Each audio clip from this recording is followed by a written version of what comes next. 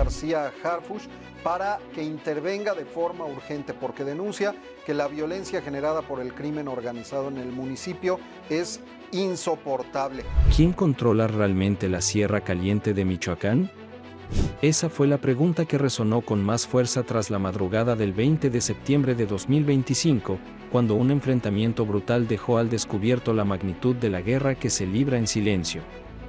En medio de las balas y del humo, un hombre se alzó con fuerza: Carlos Manso, originario de Uruapan, curtido en la violencia y conocido por su liderazgo en las células armadas locales, así como por un historial marcado por emboscadas sangrientas contra los hombres del Mencho.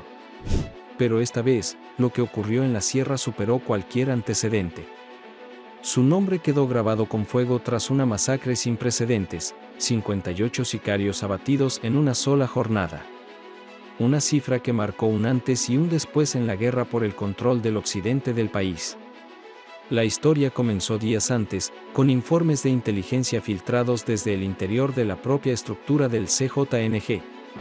Los documentos advertían sobre un movimiento masivo de hombres armados que ascendían hacia las zonas altas de la sierra, entre Uruapan y la frontera con Apatzingán. La misión era clara: recuperar territorios de siembra y rutas de trasiego que habían sido arrebatados por grupos locales, en alianza con facciones rivales del Mencho. Durante semanas, la presión había crecido. Bloqueos en caminos rurales, secuestros de informantes y asesinatos selectivos de líderes comunitarios eran señales de que el polvorín estaba a punto de estallar. La tensión se palpaba en cada pueblo, en cada mercado, en cada familia atrapada entre la incertidumbre y el miedo. Todos sabían que la chispa podía encenderse en cualquier momento. Esa chispa apareció la noche del 16 de septiembre. Los hombres de Manso detectaron un convoy de al menos 30 camionetas avanzando entre brechas y caminos de terracería rumbo a la sierra. Primero fue el rugido de motores en la distancia, luego las luces intermitentes entre los pinos, como si un ejército entero estuviera escalando la montaña. Manso, veterano de innumerables choques armados, comprendió que no había margen para la duda. Convocó a sus hombres en un punto estratégico conocido como La Herradura, un paraje donde los caminos se cruzan formando un embudo natural, perfecto para emboscadas. En cuestión de horas, la trampa estaba lista. Cavaron trincheras, levantaron sacos de arena y alistaron su arsenal: rifles de asalto, lanzagranadas y un viejo fusil Barrett que había sobrevivido a combates anteriores. Cada hombre sabía que lo que estaba por ocurrir marcaría su destino. La madrugada siguiente, el convoy enemigo se aproximaba con el rugido metálico de las ametralladoras calibre 50 que resonaban desde las camionetas blindadas de forma artesanal. Eran decenas de sicarios vestidos con ropa táctica, chalecos antibalas y pasamontañas, hombres que confiaban en su número y en el terror que inspiraba el CJNG. Pero al entrar en el paraje, la trampa se cerró. Desde lo alto de la sierra, ráfagas de fuego destrozaron parabrisas y perforaron el acero improvisado de los vehículos. Granadas de fragmentación estallaban en la carretera levantando columnas de tierra y fuego. Los primeros en recibir el impacto apenas tuvieron tiempo de reaccionar. El infierno se desató en segundos. El eco de las balas rebotaba entre las montañas, como si la sierra misma rugiera. Los hombres de Manso disparaban sin tregua, cada ráfaga una sentencia, cada explosión un recordatorio brutal de que en esas montañas la ley la imponía la fuerza. Los sicarios del Mencho intentaron responder, abriendo fuego al aire y avanzando a la fuerza, pero cada movimiento los dejaba más expuestos. Las camionetas, perforadas y ardiendo, quedaron varadas en medio del camino, convertidas en chatarra humeante. Algunos intentaron huir hacia las barrancas, pero allí también los esperaba la muerte. Manso había diseñado un cerco, rodeando a sus enemigos como lobos hambrientos. Los gritos se mezclaban con el tableteo interminable de las armas, y la sangre corría formando charcos sobre la tierra seca. Era una batalla abierta, planeada y ejecutada con precisión, no una simple escaramuza improvisada. Al amanecer, el resultado era innegable. 58 sicarios del CJNG habían sido abatidos. Decenas de armas quedaron en manos de los hombres de Manso como trofeos, junto con municiones y camionetas destrozadas. La sierra se convirtió en un cementerio improvisado, cuerpos cubiertos con lonas, aves carroñeras rondando el campo de batalla y columnas de humo que se alzaban hacia el cielo como señales de guerra. El escenario era dantesco, una postal que mostraba con crudeza lo que significaba disputar el control de un territorio donde la ley oficial había desaparecido hacía tiempo. Exhaustos pero victoriosos, los hombres de Manso recogían las armas de sus enemigos mientras las primeras noticias comenzaban a propagarse. En Uruapan, Apatzingán y Morelia, los rumores crecieron de inmediato. La leyenda decía que Carlos Manso había derrotado al CJNG en su propio terreno. Y aunque los medios locales trataban de maquillar la historia con titulares ambiguos, las imágenes que circulaban en redes sociales hablaban por sí solas: camionetas calcinadas, casquillos regados en el suelo, cuerpos alineados bajo cobijas improvisadas. Para unos, Manso era un héroe capaz de frenar el avance del Mencho. Para otros, no era más que un criminal que había encontrado en la guerra una forma de acumular poder y dinero. Pero todos coincidían en algo: la masacre de la sierra no sería el final. Apenas había comenzado la tormenta. El amanecer del 17 de septiembre quedó marcado como un punto de quiebre en la historia reciente de Michoacán. En la sierra no había espacio para la neutralidad: o estabas con Carlos Manso o estabas con el CJNG. El precio de elegir mal era la muerte. Para las comunidades campesinas, atrapadas entre dos fuegos, la masacre de 58 sicarios no significaba la paz, sino el inicio de una escalada aún más sangrienta. Y la noticia no tardó en llegar a los oídos del Mencho. La reacción fue inmediata.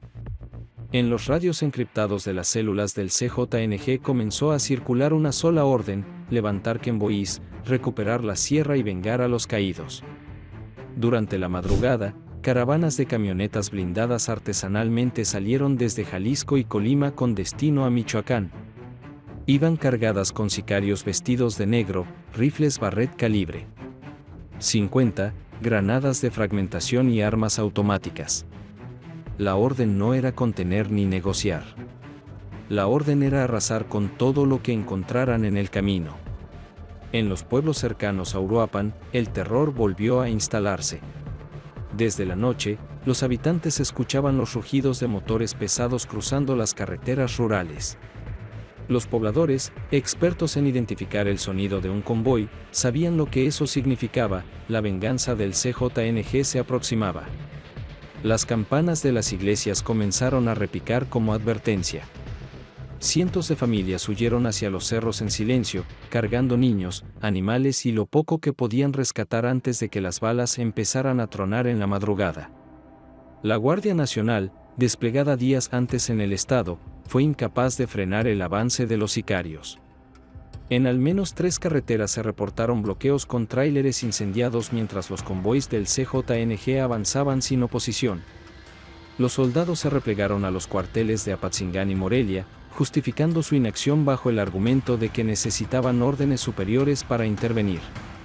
Para la población, aquello no fue más que la confirmación de que estaban solos en medio de la guerra. Mientras tanto, Carlos Manso y sus hombres permanecían atrincherados en lo alto de la sierra. Habían recogido parte del botín del enfrentamiento anterior: armas, camionetas y droga que los sicarios abatidos habían dejado atrás. Pero sabían que eso no sería suficiente para lo que venía. El CJNG ya no enviaría un contingente aislado, sino a todo un ejército dispuesto a arrasar con tal de recuperar el control. La masacre de 58 hombres había sido un golpe brutal al orgullo del Mencho, y esa humillación solo podía lavarse con sangre. Las primeras horas de la represalia fueron caóticas. En rancherías como Zumpimito y San Juan Nuevo, hombres armados irrumpieron disparando contra casas y negocios. Incendiaron vehículos, levantaron a supuestos colaboradores de Manso y difundieron su violencia a través de videos en redes sociales. Ráfagas interminables de rifles automáticos iluminaban la noche, camionetas ardían en medio de las calles y familias enteras lloraban frente a hogares reducidos a cenizas. Los mensajes en esos videos eran claros: esto le pasa a quien se mete con el Mencho. La cifra de desplazados comenzó a crecer de manera alarmante. Organizaciones civiles estimaban que, en menos de 48 horas, más de 2.000 personas habían abandonado sus hogares en la sierra, buscando refugio en Uruapan y Morelia.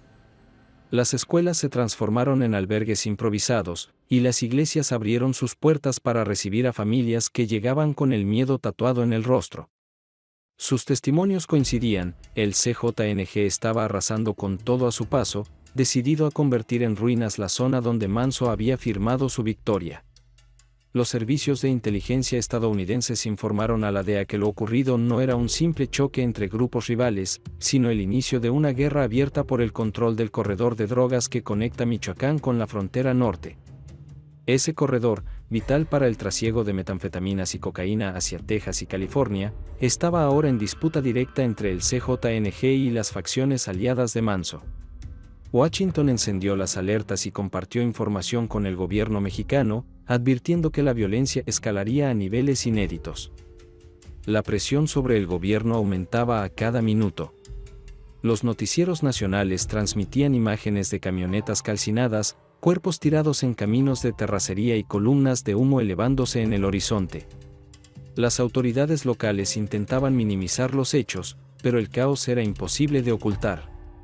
En la Ciudad de México, voces opositoras acusaban al gobierno federal de haber cedido el control de Michoacán a los cárteles, mientras el presidente insistía en que la estrategia estaba funcionando.